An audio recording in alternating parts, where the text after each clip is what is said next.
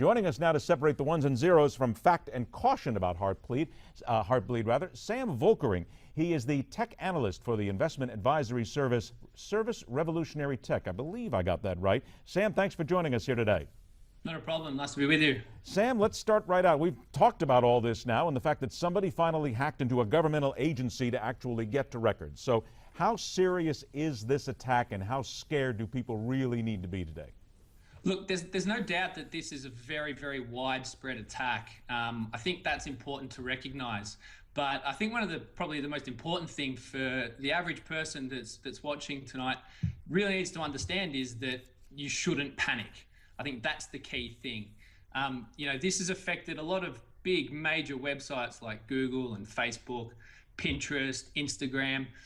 But there are a number of sites as well that it hasn't impacted. So Apple and Microsoft are two of those. But nonetheless, this is a massive, massive security flaw in the internet that we need to take seriously. And there are a few things that people can actually do about it. Well, and let's get into the enumeration of those things, Sam, because you say not to panic. But I guess in lieu of panic, let's talk about planning. Here I am, a guy who is not exactly an internet wonder. I guess I'm not all that webby. I'm somewhat competent on the internet. What should a guy keep in mind about paying bills on the internet and overall internet security in the wake of this? Yeah, look, one of the key things is that most financial institutions have not been impacted by this Heartbleed bug. So I think a lot of people can sort of have rest safely knowing that most of their financial institutions have not been impacted. Now, that's not to say you shouldn't be proactive in how you manage your online credentials. So what I mean by that is that now a lot of these websites have patched this Heartbleed bug. You should still go about changing your passwords. So that's one of the key things. Now, that's a bit of a pain in the backside, but it's important to do, not just because of the Heartbleed bug, but it's important to do regularly. So the key thing is to get onto whether it's Gmail or whether it even is your banking account and just change your password. It might not necessarily have affected the site that you're changing it on, but I think it's always better to be safe than sorry, specifically when it comes to managing those kinds of security checks. Let me just to follow up the question about changing the password. We heard in post 9/11 America that you should never stay in uniform ways of routine and travel. And as I hear you talk about changing passwords, I can see some of the more, quote, disciplined among us going, okay, every 2 weeks or every 1 month I'm going to change this. Should there be an unpredictability to the timing of changing passwords on your personal accounts? Look, it doesn't hurt. I think the key thing is that it's not necessarily about the timing of your passwords, but the actual password themselves.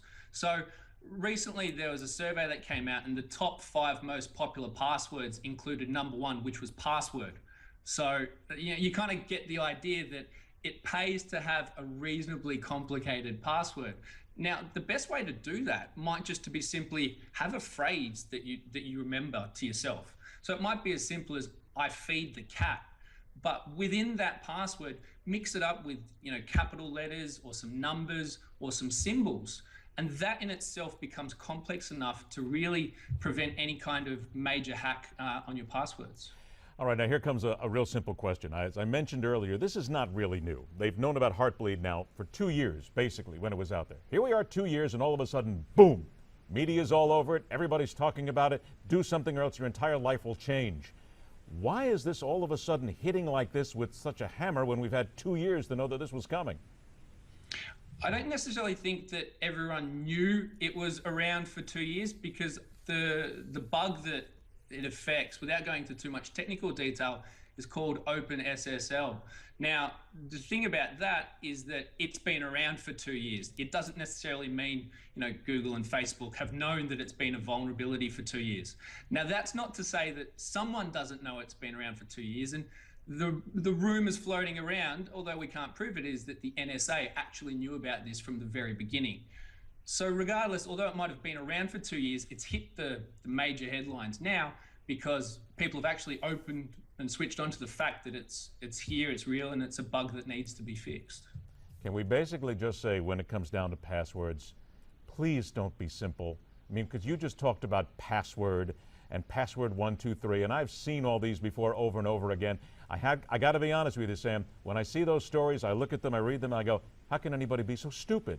I mean, It terrifies me. That's as well. simple. It's amazing how people take their online security for granted and just assume that everything's going to be okay.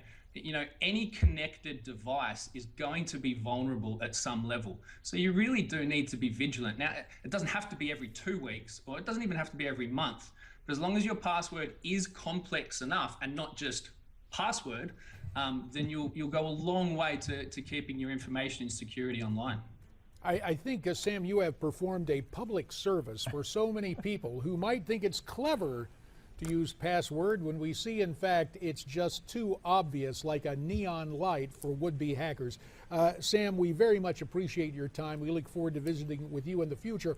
Hopefully not about some new hacking threat, but whatever, we'll bring you back real soon, okay? Hopefully about something a bit more happier next time. Thanks very much, guys. Really do appreciate it. Sam Volkering there. Now, when we come back, we're changing our passwords. That's right. We're going to be busy doing that. But we invite you to offer your thoughts to us via social media. Maybe you want to change your password there. What do you think of this Heartbleed threat? Why don't you tweet us your comments at Newsmax TV, #America's Forum.